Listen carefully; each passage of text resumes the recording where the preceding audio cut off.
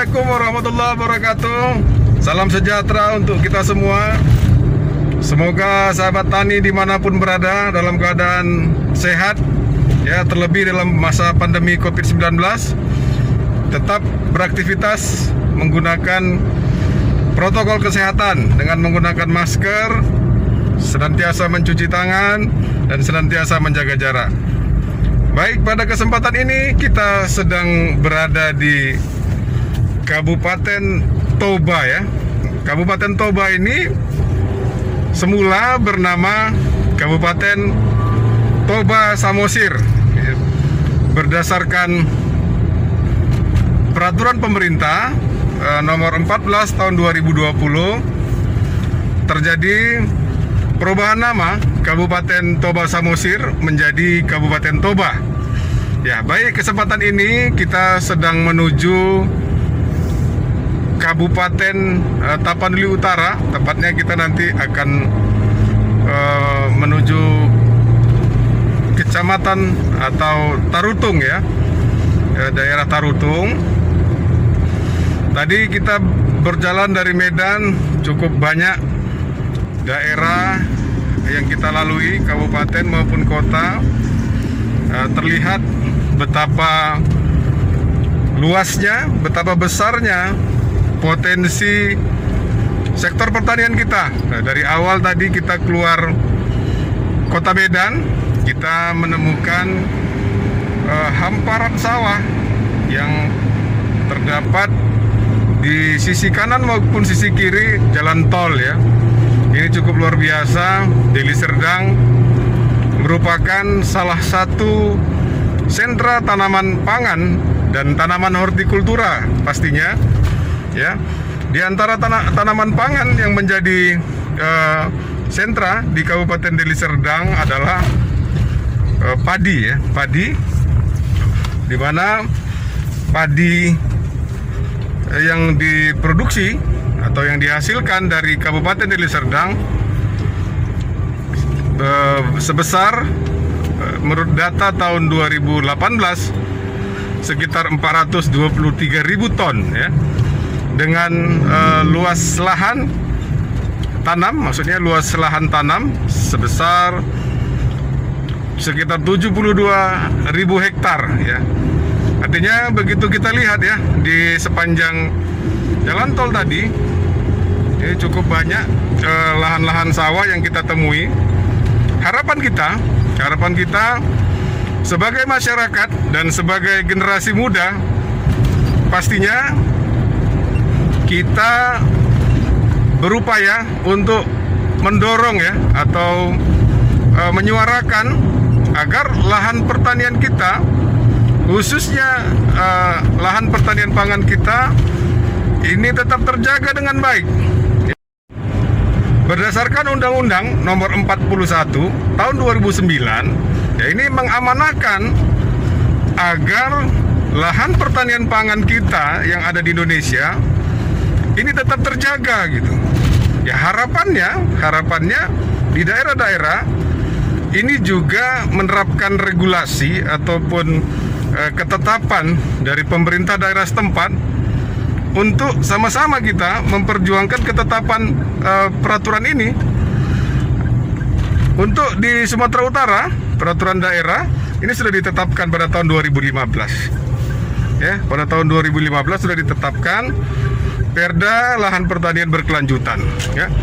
Harapannya Perda Lahan Pertanian Berkelanjutan ini yang sudah disahkan oleh Dewan Perwakilan Rakyat Daerah Provinsi Sumatera Utara ini dapat diikuti oleh pemerintah kabupaten kota, membuat peraturan daerah yang sama agar di masing-masing daerah kabupaten kota ini bisa mengamankan lahan pertanian yang sudah ada, terlebih lahan pertanian pangan kita.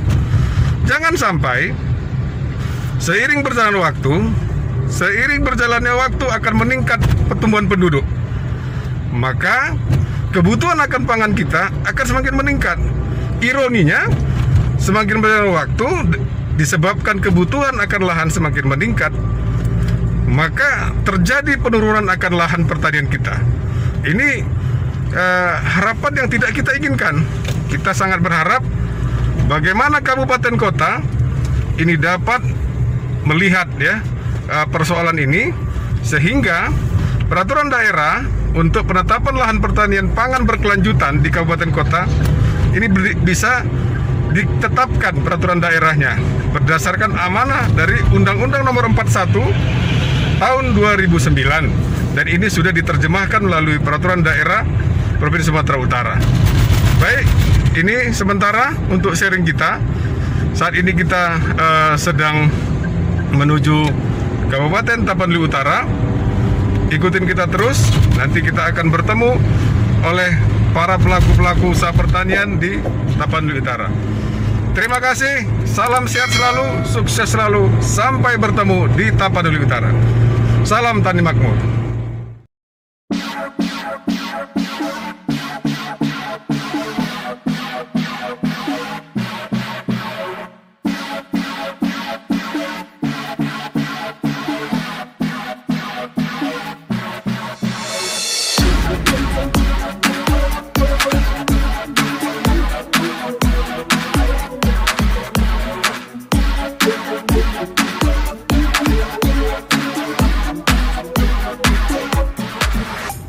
Bertemu lagi Sobat Tani. Saat ini kita berada di Kabupaten Tapanuli Utara, tepatnya di Kecamatan Tarutung atau Kota Tarutung, ibu kota Kabupaten Tapanuli Utara. Kabupaten Tapanuli Utara merupakan salah satu kabupaten yang mengelilingi Danau Toba gitu ya. Jadi Kabupaten Tapanuli Utara ini memiliki 15 kecamatan, ya, 11 kelurahan, 241 desa. Jadi kalau tadi kita sebelum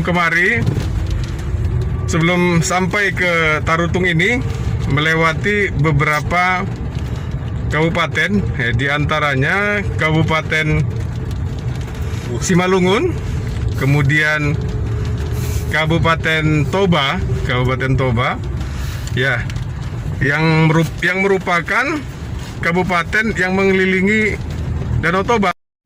7 kabupaten yang mengelilingi Danau Toba, ya, dari mulai Kabupaten Karo, kemudian Kabupaten Dairi, selanjutnya Kabupaten Humbang Hasundutan, kemudian Kabupaten Samosir, kemudian Kabupaten Simalungun, kemudian Kabupaten Toba, dan yang terakhir adalah Kabupaten Tapanuli Utara, tepatnya di Kecamatan Muara, ya. Banyak orang mungkin yang tidak kampungnya atau asalnya di sekitar Danau Toba tidak mengetahui bahwasanya Danau Toba ini yang mengelilinginya banyak kabupaten, ya. Familiar Danau Toba ini kebanyakan hanya beberapa daerah tertentu orang yang tahunya, seperti Kabupaten Simalungun, yakni Kota Parapat, kemudian Tongging, ya, ini yang paling sering ya dikunjungin orang atau familiar di tengah masyarakat kita.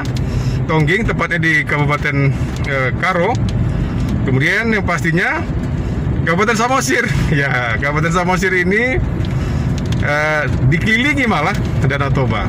Ya, ini kita saat ini berada di Kabupaten Tapanuli Utara. Ya, Tapanuli Utara ini juga memiliki potensi pertanian yang luar biasa. Tetapi yang paling menonjol, ya, paling menonjol kalau masyarakat ya jalan-jalan atau wisatawan mengunjungi Kabupaten Tapanuli Utara ini tidak lengkap jika tidak mengunjungi atau membeli kacang sihobu. Nah, ini kacang sihobu ini cukup khas dari Kabupaten Tapanuli Utara ini. Meskipun banyak yang jual di beberapa daerah seperti di sekitaran Kota Parapat, kemudian di sekitaran Kabupaten Toba. Ini sering kita jumpai, bahkan di Kota Medan juga ada. Ya, sumbernya dari Kabupaten Tapanuli Utara ini. Karena terkenal kacang sihobu kacangnya beda dari kacang-kacang pada umumnya yang ditanam asli dari lahan yang berada di Tapanuli Utara ini.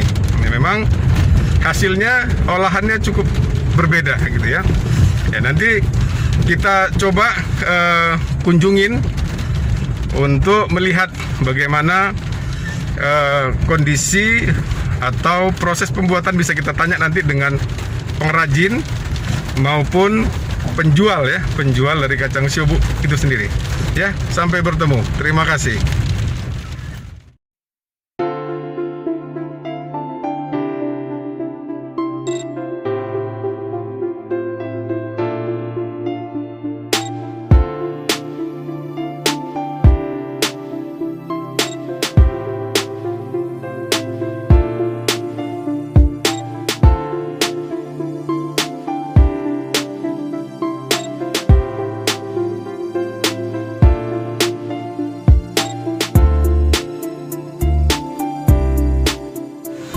Selamat sore sahabat tani semua. Saat ini kita berada di Tapanuli Utara, tepatnya di Sipoholon, di sekitaran Air Panas Sipoholon. Saat ini kita bersama opung kita, ini yang luar biasa. Opung luar biasa ini, meskipun ya sudah tua, sudah usia lanjut, tapi tetap berusaha ini.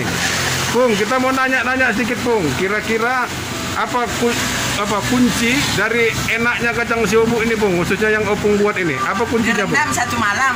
Direndam satu malam ya? Air tawar. Nah. Pakai air garam. Direndam satu malam, paginya ditirisin.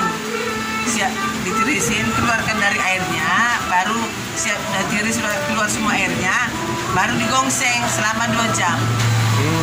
Jadi kunci dari kenikmatan kacang siobuk yang ada di Sipoholon, Kabupaten Tapanuli Utara ini, setelah dibeli mentah, dicuci bersih, kemudian direndam selama 1 malam, kemudian dijemur lagi Bung ya? Enggak, ditirisin aja. Ditirisin. Baru digongseng langsung. Ditirisin, selanjutnya digongseng, baru dibersihin lagi nih. Iya. Dibersihin, baru lagi kita nikmatin. Inilah makanya rahasia kelezatan atau kenikmatan kacang siobuk. Rahasianya paling cocok lama direndam, jangan sebentar. Kan maunya itu 1 jam direndam biar gampang gongsengnya. Kuncinya mesti 1 malam. 1 malam direndam, itu kunci rahasia enaknya kacang siobuk dari opung. Mohon maaf Bung, nama opung siapa Bung? Opung Yolanda Borhotang. Opung Yolanda Boru Hotang ya. Jadi kalau kawan-kawan semua kalau melintasi jalan lintas Tapanuli Utara ini, jangan lupa singgah di kacang apa namanya nih Bung? Apa Nanti ada di sini, belum siap besok. Oh, ada Kacang Matahari Borhotang. Kacang Matahari Boru Hotang, tepatnya di seberang hotel Boli Cafe ya. Jangan lupa nanti singgah ke beli kacang siobuk. Kalau melintas jalan Sipoholon atau Tapanuli Utara, singgah ke kacang siobuknya Opung Yolanda Boru Sihotang di seberang hotel Boli Cafe. Terima kasih, sampai bertemu pada kesempatan berikutnya. Salam tani makmur.